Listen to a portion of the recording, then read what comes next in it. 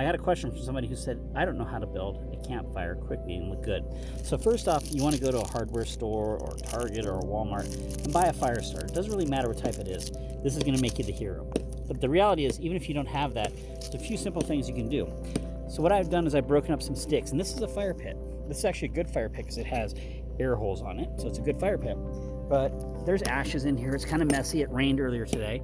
So what I'm doing is I'm building a bed here real fast out of sticks. Just give a little bit of elevation for my kindling to get going. Nothing too crazy, just a bed. Once I have that bed in, I'm going to put in my fire starter. And now I'm going to add a little teepee of small twigs kind of up and around this fire starter. Nothing crazy, just a little teepee. This teepee will burn. So now I've got a little teepee, and then I build it bigger. And once the bigger teepee goes, I'll show you what it looks like. There's this nearby log. We've been cutting pieces off of it. So we've got some really good pieces of wood that we're going to use here. We're stacking it up next to the fire pit, and we're going to build a little teepee here in a second.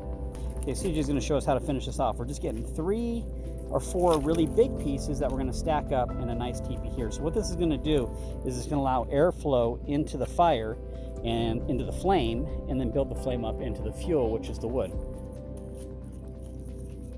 Once we got our teepee set, we'll get it lit. Give me a second. Yep.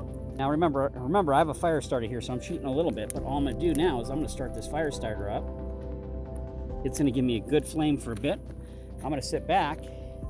That fire starter's going to go. A couple minutes, we'll have a nice fire going.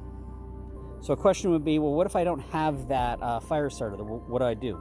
You notice from the cutting of the wood, we've got a bunch of little wood chips here. I would grab these along with this dead grass, and it's called kindling, right? Especially the grass. The grass is good kindling.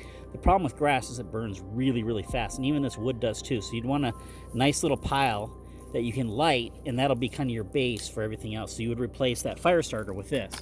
But if you notice what that fire starter is already done just in 30 seconds is we've got a nice flame coming out of here. You can already see those main logs starting to get a little bit charred. We're gonna have a nice fire here really fast.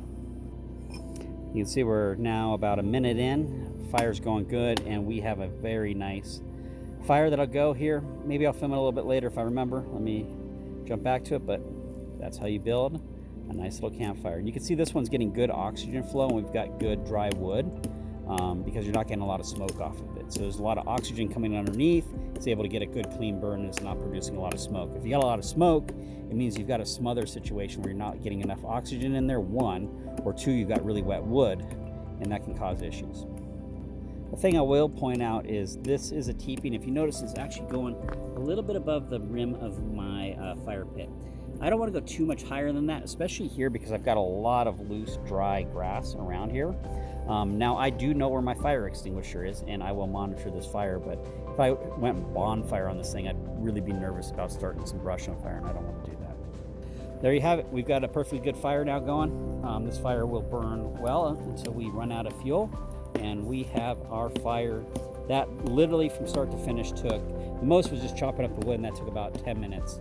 But we got a fire, and you saw how fast that thing got going. So that's how to start a campfire at your campsite.